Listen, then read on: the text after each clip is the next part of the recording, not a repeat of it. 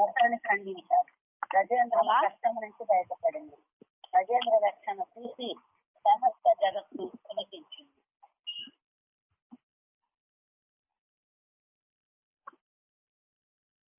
దేవతలు బ్రహ్మ రుద్రాది దేవతలు దేవదేవుని స్తుతించారు. బ్రహ్మ శివుడు 33 కోట్ల మంది దేవతలు కూడా భగవంతుని స్తుతించారు. గంధర్వులు గానం చేశారు, విష్ణు స్తోత్రాలు చేశారు. దేవతలు గజేంద్రుడి మీద, గజేంద్ర రక్షకుడైన శ్రీహరి మీద పూలవాన కురిపించారు. దేవతలు దుందుమును మ్రోగించి యుద్ధశాలను పురుషోత్తముని స్థుతించడం మొదలు పెట్టారు. విష్ణు చక్రంతో ఖండించబడగానే ఆ ముసలి శాప విముక్తమై ఒక గంధర్వుడిగా మారిపోయింది. పూర్వం హూహు అనే గంధర్వుడు, అతని పేరు హూహు, గంధర్వుడు దేవతల ఋషుల శాపంతో ముసలిగా మారాడు. కానీ శ్రీహరి యొక్క చక్ర స్పర్శతో అతను శాప విముక్తుడై తన పూర్వదేహాన్ని పొంది భక్తి ప్రపత్తులతో వందనం చేశాడు, ప్రదక్షిణ నమస్కారాలు చేశాడు. ఆ విధంగా పరమ పవిత్రుడై బ్రహ్మాది దేవతల సాక్ష్యంలోనే గంధర్వ లోకానికి తిరిగి వెళ్లిపోయాడు. ఆ ఇక భగవంతుని కరస్పర్శ అంటే భగవంతుని చేయి తగడం వలన ఆ గజేంద్రము కూడా అజ్ఞాన బంధం నుంచి బయటపడి పూర్వ శాపం నుండి విముక్తమై సారూప్య ముక్తిని పొందింది. అంటే అర్థము చతుర్భుజ రూపాన్ని పొందింది ఆ గజేంద్రము. ఈ విధంగా నారాయణుని కరస్పర్శ వలన ఏనుగు కూడా ఆధ్యాత్మిక దేహం లభించింది. దీనికి ప్రభుపాలు వారు చెప్తున్నారు, అలా మరి ఒక్కసారి అట్లా చేయగలిగితేనే ఆ ఏనుగుకి ఆధ్యాత్మిక దేహం లభించింది. మరి రోజు భగవంతుడికి శ్రీ విగ్రహాలను చేసి వాళ్ళ పరిచయం అర్చన చేసి పూజ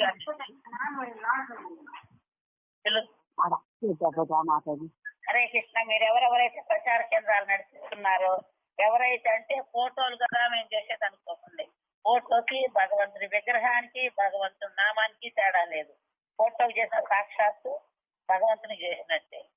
చెప్తున్న నిత్యము శ్రీ విగ్రహారాధనలో భగవంతుని దివ్య రూపాన్ని స్పర్శించే అద్భుత అవకాశం భక్తులకు మాత్రమే లభిస్తుంది. భక్తులు కాని వాడు భగవంతుని ఆరాధించగలరా, స్పర్శించగలరా? చేయలేరు, ఏమి కూడా చేయలేరు. తాకడానికి కూడా అర్హత ఉండదు అనమాట భక్తులు కాని వాళ్ళు. గజేంద్ర మోక్షం చెప్పుకుంటున్నాము. ఈ గజేంద్ర మోక్షంలో ఏనుగుకి భగవంతు ఎప్పుడైతే ఆ భగవంతుని పిలిచిందో, ఆది మూలాన్ని పిలిచిందో ఏనుగు పిలవగానే అక్కడి నుంచి శ్రీవైకుంఠం నుంచి భగవంతుడు ఆగమేఘాల మీద పరిగెత్తుకుంటూ వచ్చాడు. శంఖ చక్రాలు కూడా తీసుకుంటుంది, ఆయన వెనక వచ్చేసినాయి అనమాట.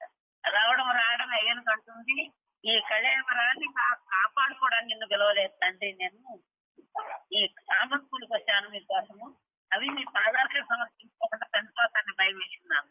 రావడం అంటే ముందు భగవంతుడు నాకు పూలు తెచ్చావు, పళ్ళు తెచ్చావు తోళ్ళ ఏం చూశాడు, నేను కాపాడాలి ఫస్ట్. అది ఏం చేసింది నా కోసం కూడా ఆలోచన. ఎవరు చూస్తారు అట్లా? ఎవరు చూస్తారు? ఎదుటి వాడిని ఏం కాపాడాలి చూసేది ఎవరైనా తల్లి? భగవంతుడు సమాన శాస్త్రం చెప్తుంది. 100 మంది ప్రేమ భగవంతుడి దగ్గర ఉంటుంది. కానీ మనం విశ్రాంత చూపడానికి కూడా, ఒక రోజు గంట టైం ఇవ్వడానికి కూడా నాకు టైం లేదు, జప చేయడానికి టైం లేదు, క్లాస్ పెట్టడానికి టైం లేదు, ఫోన్లు గేమ్ ఆడటానికి, ఫోన్ మాట్లాడటానికి, ఫ్రెండ్స్ కి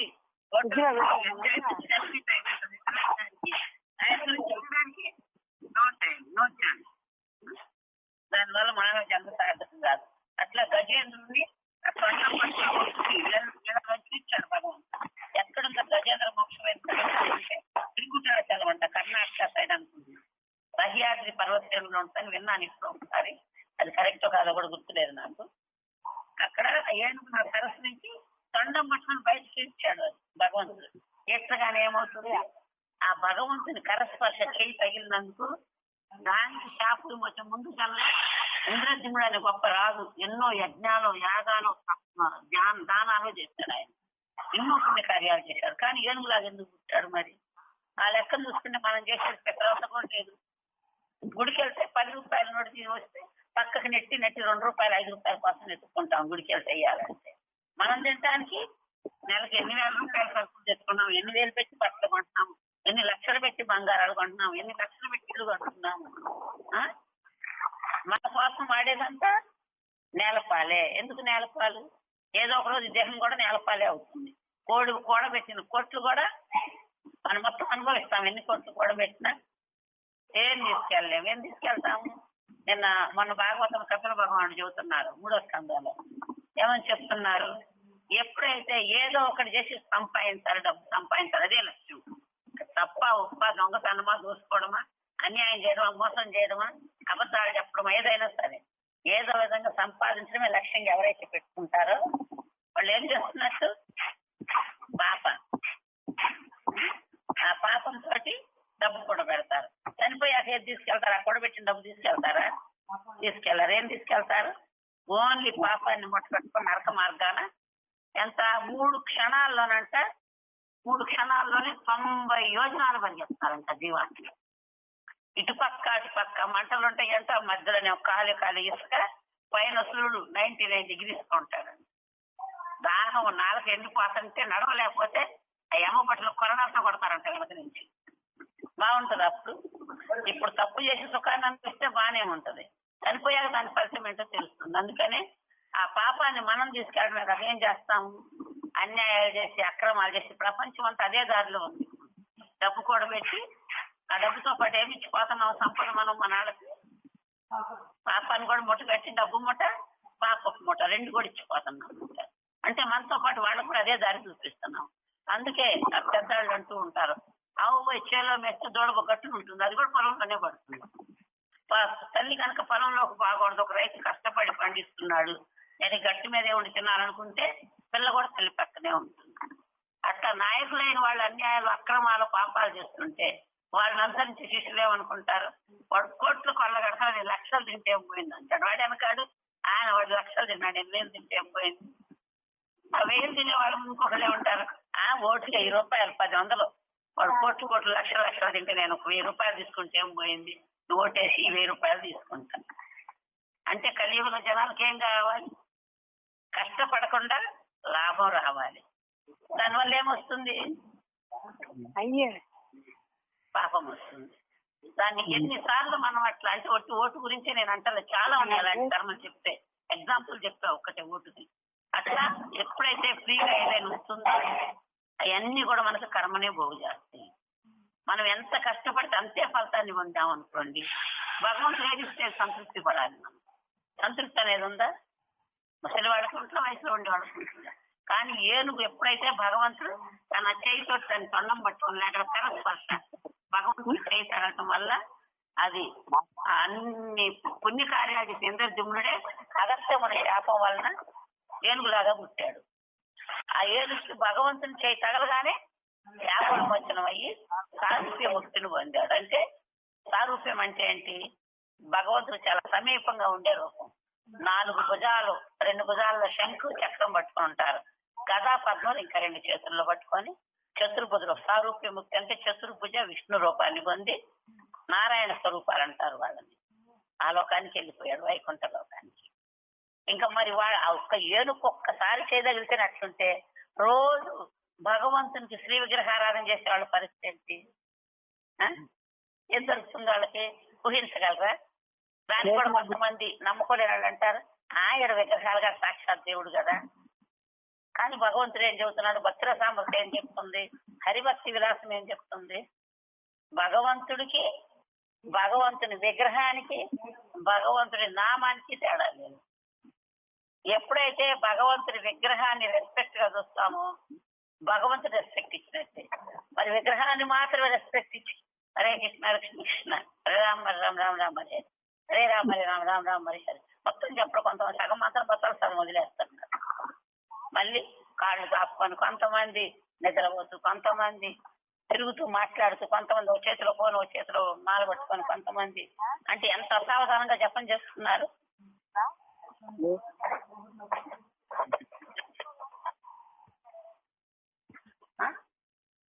అంటే భగవంతుడు రెస్పెక్ట్ ఇస్తున్నాం, మనం చేయటం లేదు. జపం చేస్తున్నామంటే చూడండి, సోల్నేస్ గ్రేస్ రాధేశ్యామ్ ప్రభు శిష్యుడు అభిడిసి గుడిలో మంగళారతి అయిపోగానే 5:15 నుంచి 6:15, 7:15 2 hours కూర్చొని కానీ లేవకుండా కూర్చొని చేస్తారు జపం. అందరూ కాళ్ళు నొప్పులు పుడితే కొంచెం అక్కడక్కడ తిరుగుతూ చేస్తారు. ఆ 16 మాలలు అయిపోతే కానీ అన్నింటి దీనికన్నా లేవడం లేదు. టైం ఉంటుంది. 5:15, 6:15, 7:15, 16 మళ్ళీ అయిపోతాయి. 7:15 పరిగెత్తుకుంటూ వెళ్ళి వాష్రూమ్కి వెళ్ళేవాళ్ళు, వాష్రూమ్కి నీళ్లు తాగేవాళ్ళు, తాగి 7:30 దర్శనానికి మళ్ళీ అంతా పరిగెత్తుకుంటే అంటే నామానికి కూడా రెస్పెక్ట్ ఇస్తున్నారు వాళ్ళు. మనం భగవంతుడికి ఇస్తున్నాము.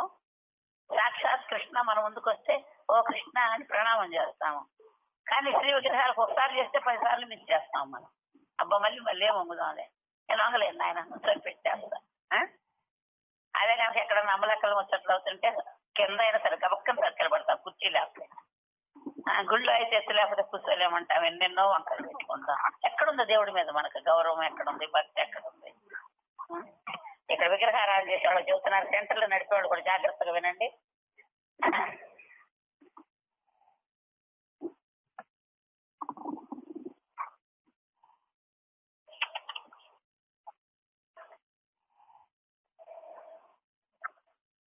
ఈ విధముగా నిత్యము శ్రీ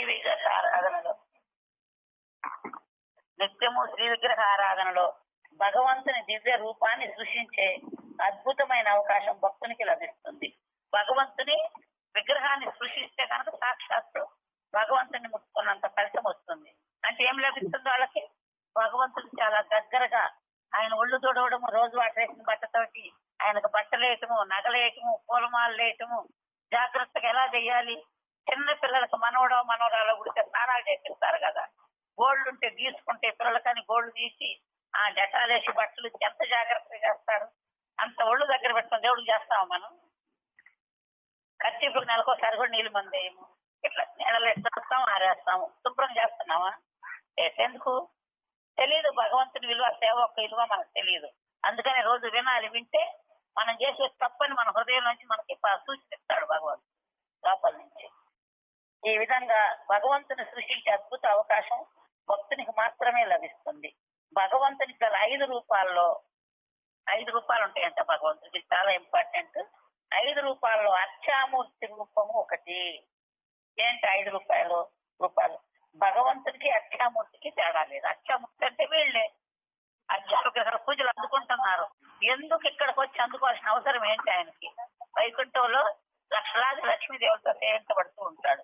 రూపాలు చెప్తారు, చింతామణి ప్రకర సద్మషు కల్ప వృక్షాం లక్షా వృతేషు సురభి రవిపాలయంతాం లక్ష్మీ శతసహస్ర సంభ్రమ సేవ్యమానం గోవిందమాది పురుషం తమహం భజామి.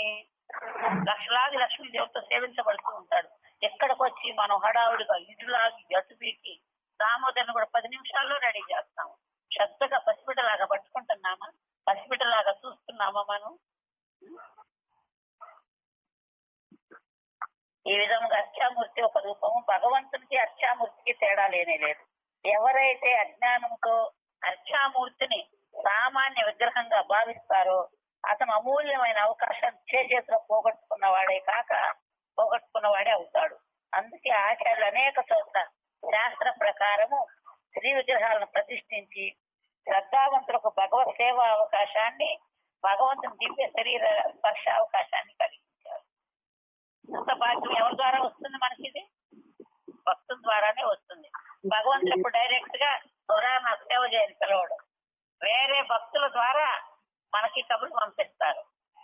అప్పుడు అందుకనే భగవంతుని సేవ చేస్తే నేను ఇది చేయను అని అనకూడదు. ఎప్పుడు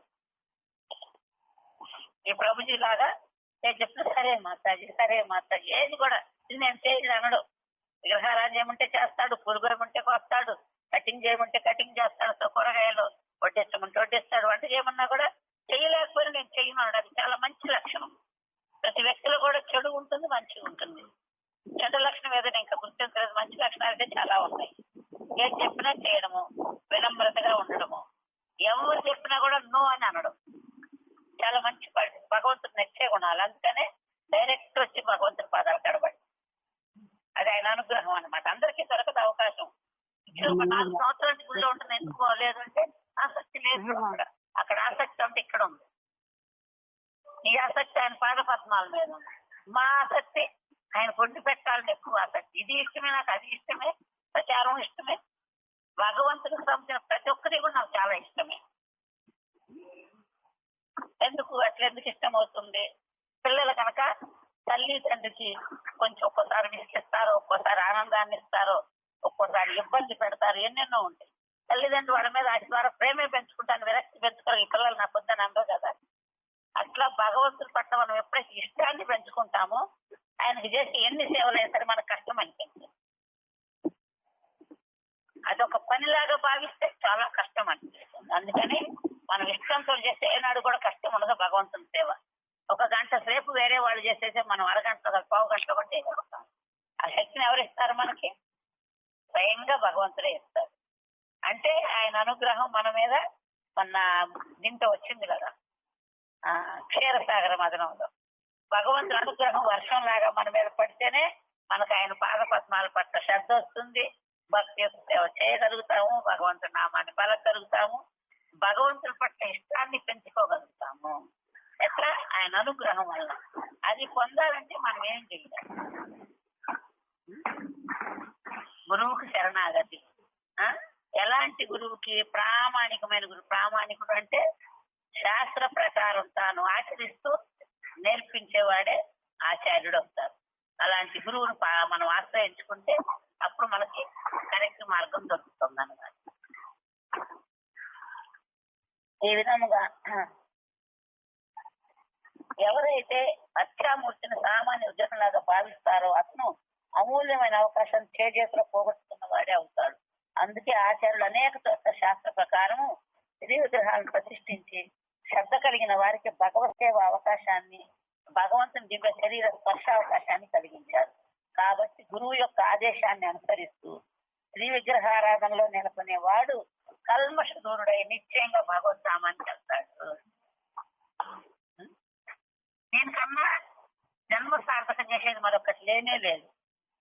వారికి ఏదైనా ఉంటే పోయి రావచ్చు, ఒక సంవత్సరం విషయాలకెళ్ళు ఏదో చదువుకొని మళ్ళీ రిటర్న్ వచ్చి నీ మీద నీకు నమ్మకం ఉంటే నేను అక్కడి నుంచి వచ్చిన అక్కడ ఉన్నా సరే నా స్వామి పాదాలు వదలను అనే నమ్మకం ఉంటే కనుక అదే మాట మీద ఉంటే అదే ప్రవర్తిస్తే రిటర్న్ వచ్చాక మళ్ళీ యథావిధిగా ఎవరితే వాళ్ళకి పక్కకు తప్పకూడదు. ఎందుకంటే ఒక వ్యక్తి డాక్టర్ కావాలనుకున్నాడు అనుకో, సూటిగా దాని మీద లక్ష్యం పెట్టుకొని ఉంటాడు.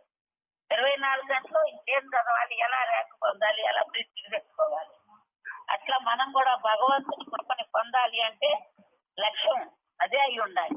మళ్ళీ ఇదిగో కొన్నాళ్ళు నేను చెల్లిస్తాను, కొన్నాళ్ళు చుట్టాలంటే పోతా, కొన్నాళ్ళు ఫంక్షన్లకు ఏదో సాయం చేయాలి, కొన్నాళ్ళు అట్లా తిరిగి వస్తా మార్పు కోసము.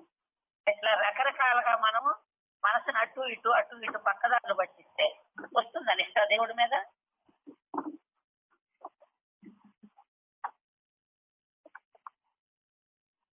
అందుకని ఎవరైతే అది పోగొట్టుకుంటారో అమూల్యమైన అవకాశాన్ని చేజేతులో పోగొట్టుకున్న వాళ్ళు అవుతారు.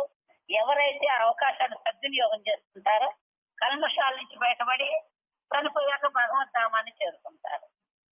మొసలిని ఉద్ధరించిన తర్వాత గజేంద్రుడికి సారూప్యముక్తినిచ్చిన దేవదేవుడు అందరితో పలుకుతూ గజేంద్రంతో ఇలా అన్నాడు: ఏ మానవులు తెల్లవారుజామునే లేచి అత్యంత శ్రద్ధతో నన్ను, నిన్ను, ఈ సరోవరాన్ని, ఈ త్రికూట పర్వతాన్ని, నా పరమ ప్రియమైన ధామాన్ని, ధామం అంటే అది క్షీరసాగరం, ఆయన అక్కడే కదా పడుతుంటాడు అనంతుడి మీద, క్షీరసాగరాన్ని, ఆధ్యాత్మిక తేజస్తో వెలిగే శ్వేతద్వీపాన్ని, నా శ్రీవత్స చిహ్నాన్ని, కౌస్తుభమణిని, వైజయంతి మాలను, గదను, సుదర్శన చక్రాన్ని, పాంచజన్యాన్ని, పక్షిరాజు గరుత్మంతుని, శేష పర్యంకం అంటే అనంతశేషుడు పాన్పు పర్యంకాన్ని, లక్ష్మీదేవిని, బ్రహ్మ, నారద, శివుడు, మత్స్య, కూర్మ, వరాహాది అవతారాలను, అగ్ని ఓంకారాన్ని, గంగా, యమున, సరస్వతి నదులను, భక్త భూముని, ప్రహ్లాదుని, పుణ్యాత్మలకు వైష్ణవులను స్మరిస్తారో వారంతా కూడా సమస్త పాపాల నుంచి బయటపడతారు. తెల్లవారుజామునే నీవు చేసిన ఈ స్తోత్రంతో నన్ను స్తుతించేవారు ఆధ్యాత్మిక జగత్తులో శాశ్వత నివాసాన్ని పొందుతారు. ఎవరైతే పొద్దున్నే లేచి భగవంతుని స్తుతిస్తారో వాళ్ళు ఆధ్యాత్మిక లోకాన్ని పొందుతారు. అందుకని మంగళారతి ఎంత ఇంపార్టెంట్ అర్థమైందా? అది కూడా భగవంతుడి కరుణ ఉంది కనుకనే నేను చెప్పగలను నైట్ ఇక్కడ పడుకోవడానికి సిద్ధం అయ్యి. ఎందుకంటే నైట్ రావడం నైట్ హారతి అవుతుంది, వాళ్ళకి రెస్ట్ ఇచ్చే అవకాశం దొరుకుతుంది. పొద్దున్నే మళ్ళీ మంగళారతి చూసుకొని గురు పూజ చేసుకొని ప్రసాదం తీసుకొని 2 గంటలు అవుతుంది. సాయంత్రం 7 to 9 2 hours. Morning 4:30, 5:30, 6:30, 7:30, 8:30, 9:30. 7 గంటలు పర్ఫెక్ట్. శాస్త్రాలు చెప్తారు 8 గంటలు నిద్ర కోసం, మన స్నానం కోసం, వాటి కోసం వాడుకోవాలి. తినడానికి కూడా అంతా కలిసి 8 గంటలు గృహాన్ని పొట్టని పోషించుకోవడానికి పని చేయాలి. 8 గంటలు భక్తి చేయాలి. ఆల్రెడీ 7 అయిపోయింది. ఇంకా 2 గంటలు చెప్పం. 11 గంటలు అంటే ఎక్కువ చేస్తున్నాం ఈ వయసులో. ఇదంతా ఎవరి ద్వారా వచ్చింది? భక్తుల ద్వారా. భగవంతుడు భక్తుల ద్వారా తన కరుణను చూపిస్తాడు.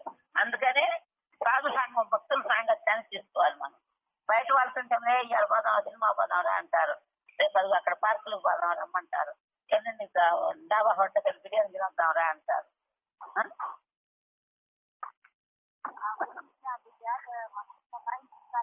కనుక ఏ మానవులైతే తెల్లవారుదాం లేచి అత్యంత శ్రద్ధతో నన్ను నిన్ను ఈ క్షీరసాగరాన్ని, శేష దీపాన్ని, సుదర్శన చక్రాన్ని, వైజయంతిమాలను, కౌస్తుభమణి, పాంచజన్యాన్ని, పక్షిరాజు గరుత్మంతుని, శేషపర్యంకాన్ని ఇవన్నీ కూడా ఎవరైతే తలుచుకుంటారో లక్ష్మీదేవిని, బ్రహ్మ, నారద, శివుడు, మత్స్యకూర్మ అవతారాలు, అగ్ని, ఓంకారము, గంగా, యమున ఇవన్నీ ఎవరైతే తలుచుకుంటారో వాళ్ళందరూ కూడా సమస్త పాపాల నుంచి బయటపడి భగవంతుడి లోకానికి చేరుకుంటారు. తెల్లవారుజామున నీవు చేసిన స్తోత్రంతో నన్ను స్తుతించే ఆధ్యాత్మిక జగత్తులో శాశ్వత నివాసాన్ని పొందుతాడు. ఈ విధంగా ఆశీర్వాదించిన తర్వాత దేవదేవుడు బ్రహ్మాది దేవతలకు ఆనందాన్ని కలిగిస్తూ పాంచజన్యాన్ని పెంచి గరుత్మంతుడిపై తన లోకానికి వెళ్ళిపోయాడు. అప్పుడు గంధర్వులు, సిద్ధులు, దేవతలు భగవంతుని అద్భుతమైన కార్యాన్ని వేణుళ్లతో కీర్తించడం మొదలుపెట్టారు. గజేంద్ర మోక్ష చరిత్రని శ్రద్ధావంతుడైన పరీక్షిత్ మహారాజు వివరిస్తున్న సుఖదేవ గోస్వామి ఫలశ్రుతిని తెలియజేస్తున్నాడు. ఓ రాజా, గజరాజును ధరించిన సమయంలో శ్రీకృష్ణుడు ప్రదర్శించిన పరమ అద్భుతమైన శక్తిని గురించి నీకు వివరించారు. ఎవరైతే ఈ గజేంద్ర మోక్షాన్ని వింటారో వారికి తప్పకుండా స్వర్గ ప్రాప్తి కలుగుతుంది, వారికి మంచి కీర్తి కూడా లభిస్తుంది. అంతేకాక అటువంటి వారెన్నడూ కూడా కలి యొక్క ప్రభావాలతో కలిదోషాలతో ప్రభావితులు కాకుండా ఉంటారు. ఏనాడు వారిని చెడు కళ్ళు కూడా పీడించారు. కాబట్టి ఎవరైతే తమ శ్రేయస్సుని అంటే తమ ఆత్మకు మేలును కోరుకుంటారో వారు ప్రాతకాలంలో నిద్ర లేచిన తరువాత దుస్వప్న బాధ నివారించుకోవడానికి ఈ గజేంద్ర మోక్షం తప్పకుండా వినాలి, కీర్తించాలి అని అన్నారు.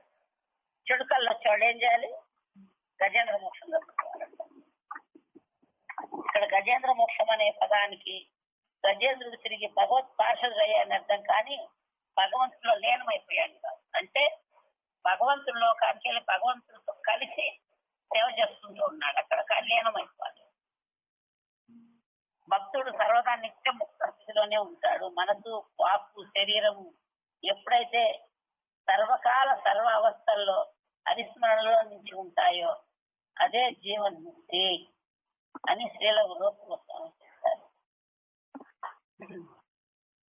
నారాయణ పరాయణుడైన ఇంద్రజిమ్నుడు అంటే నారాయణ పరాయణ ఒక క్షణం కూడా భగవంతుని మరవకుండా గుర్తుపెట్టుకునేది నారాయణ పరుడు అంటారు.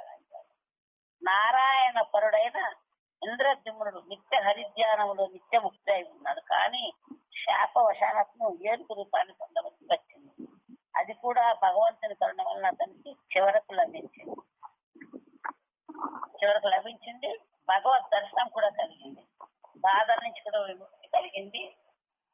దానితో పాటు సారూప్య ముక్తి కూడా లభించింది. భక్తులు కోరుకునేది భగవంతుని యొక్క నిత్య సేవనే కానీ సాహిత్యాన్ని కానే కాదు.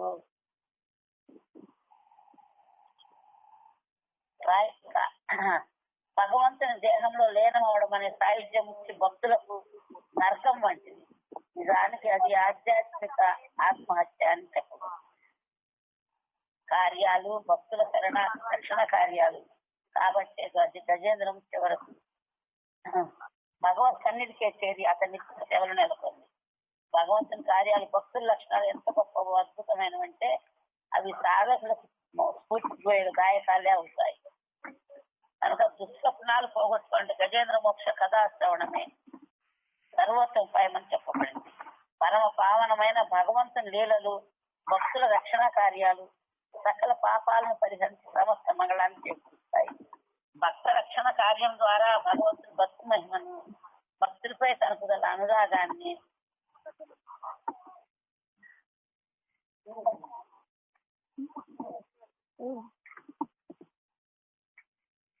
భక్తుల పరమ పావనమైన భగవంతుని లీలలు భక్త రక్షణ కార్యం సకల పాపాలను పరిహరించి సమస్త మంగళాన్ని చేకూరుస్తాయి.